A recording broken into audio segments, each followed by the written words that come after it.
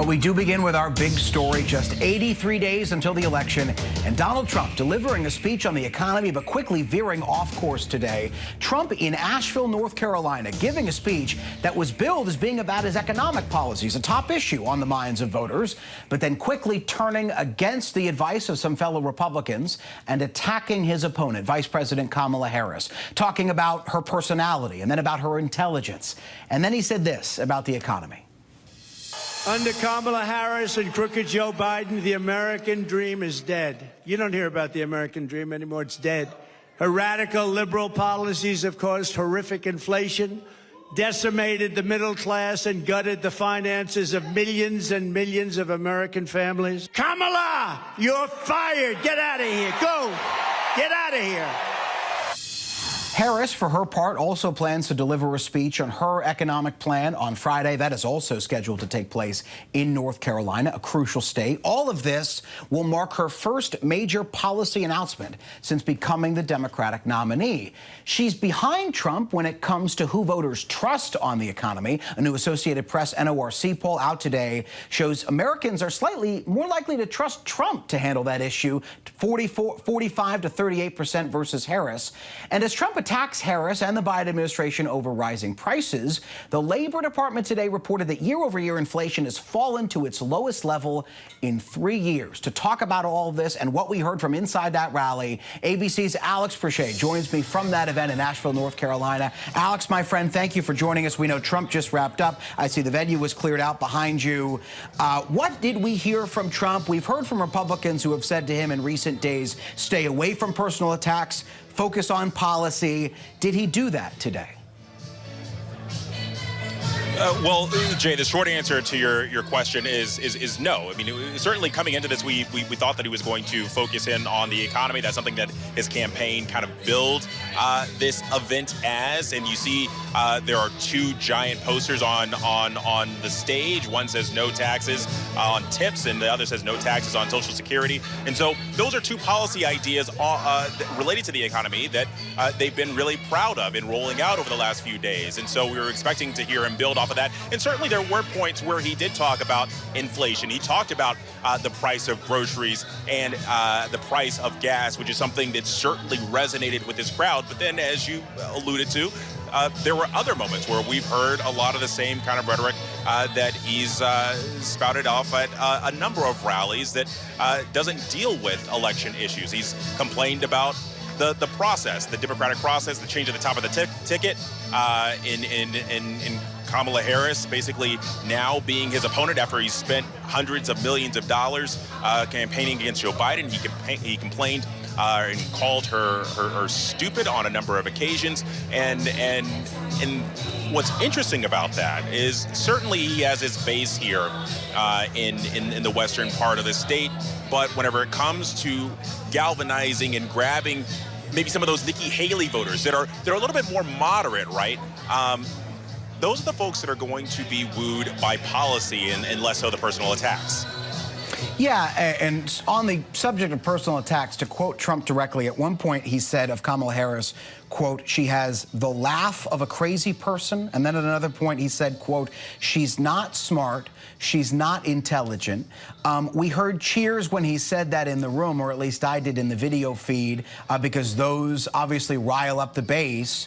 But let's discuss how that plays with moderates. As you said, he needs moderates. He needs suburban women. Nikki Haley said as much on Fox News yesterday, and that these attacks don't sit well with those moderates. Have you seen that in your reporting?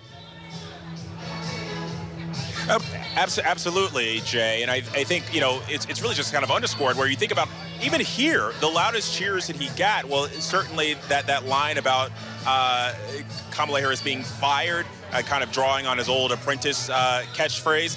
But whenever he was talking about specifically, you know, she's saying what she's going to do on the economy, but, you know, she had 3.5 years to make a change. What is she doing even right now?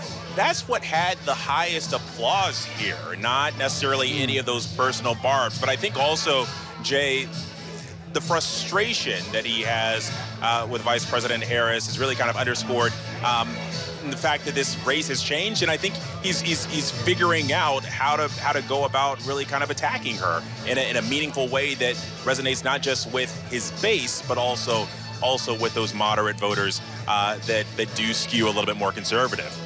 Three things I want to point out in succession. First, in the background of Alex is one of those classic Trump rally songs, Gloria. The Trump rally playlist is really unmatched when it comes to presidential politics. The second is an AP NORC poll out today that shows 45% of Americans, I'm reading from it here, favor Trump's handling of the economy over Harris to 38%. So to your point, there are still Americans who believe Trump would do better at handling the economy, despite the fact he didn't go into too much detail in that speech today. And then one more thing I want to pick up on, Alex, that you just mentioned is Trump talked about the state of the race today and how it has changed from just a few weeks ago when he was running against Joe Biden. What did he say?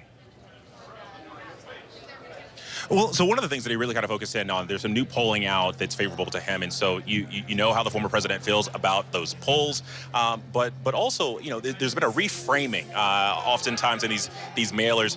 It's not the Biden-Harris administration anymore. He frames it as the Harris-Biden administration, laying a lot of the issues of the economy directly at her feet. You're seeing him trying to make that pivot and link her to the last 3.5 years of Bidenomics. Alex Presha, thank you very much for your time working late for us at that rally in Asheville, North Carolina. Thank you, my friend.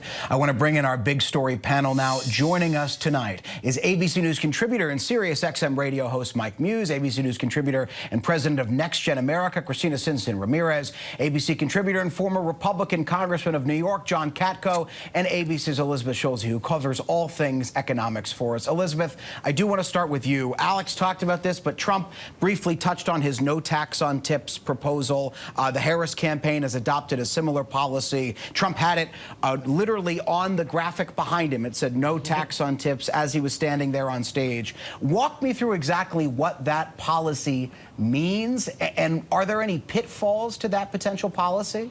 And how rare is it, Jay, that we're talking about an economic policy that is endorsed now from both parties at the top of the ticket? But I think that speaks to the reality of this policy a little bit, that it is a lot about politics. When you think about what this would look like, this no tax on tips, the way that it works right now, if you are a service worker and you get tips, those are taxed in the same way that other income is from your paycheck. So what this proposal would do, and by the way, still light on specifics from both sides here, but it would, in theory, mean that any tips that you get, you would not have to pay income tax on. I've been looking into the numbers of this. It would affect about 2.5% of overall workers in the U.S., which is a pretty small share of the overall employment.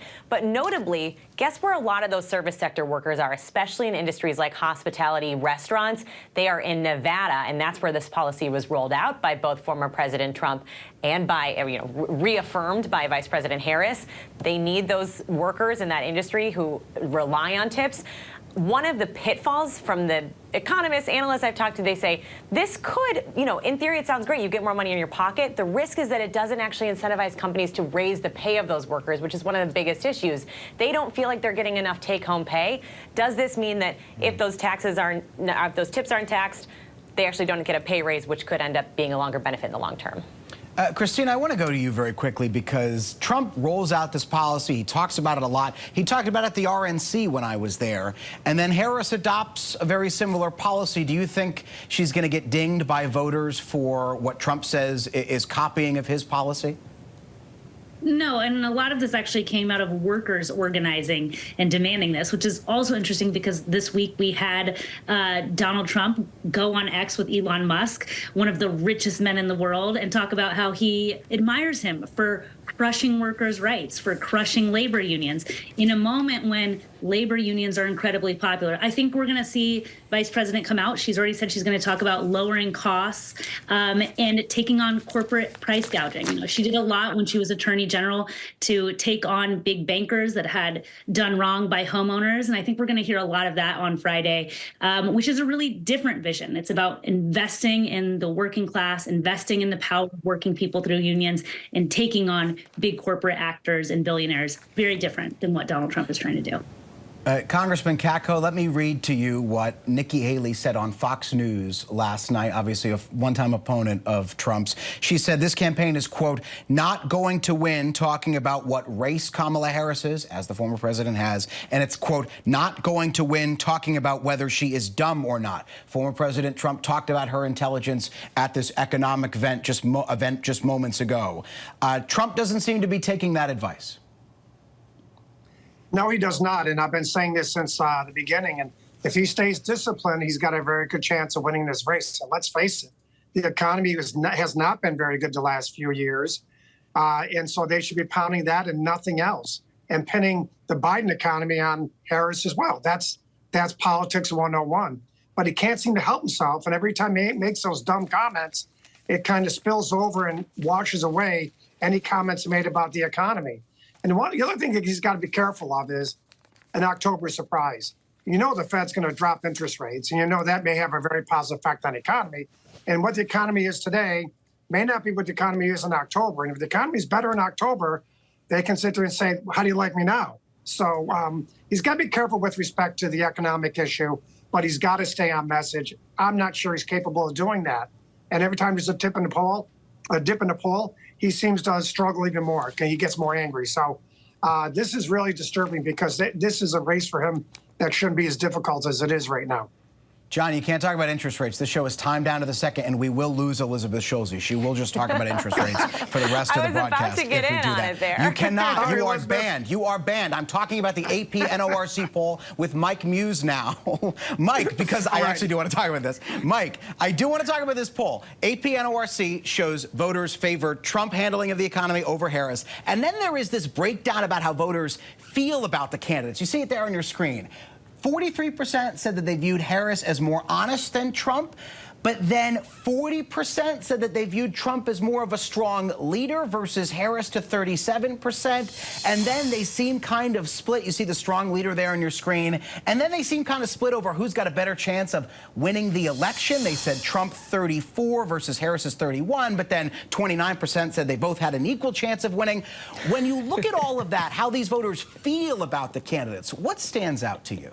You threw so many numbers out at me just now. I was like, wait, next slide, B-roll. I want to yield my time back to Elizabeth Schulze and just talk about the inflation, because I think that kind of ties into it. My broadcast has been hijacked. Well, Elizabeth, go ahead. Talk about the Fed. Do you think the Fed's going to raise interest rates? With Elizabeth about the tips representing Elizabeth when you said under 3%.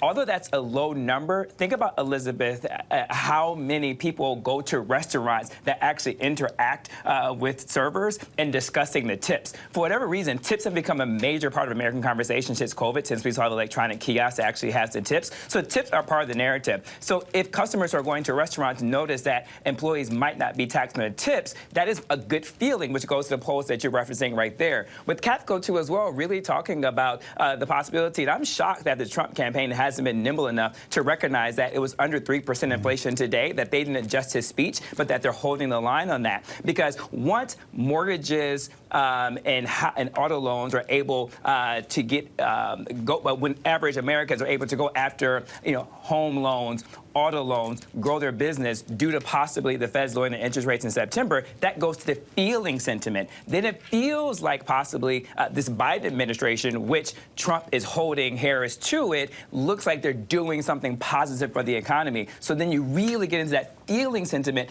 based upon the numbers and the data come September. Mike, forgive me for talking over you at the beginning there.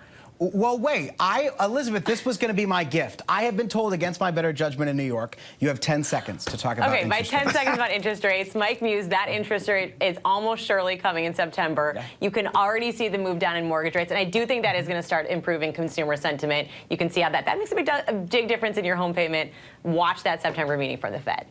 I personally just wanted credit for giving you the 10 seconds, and I didn't get it. Thank Mike, you. Christina, John, Elizabeth. Attribution, Thank you. Jay. I'm like that. I have a huge ego. Thank you, everyone, very much.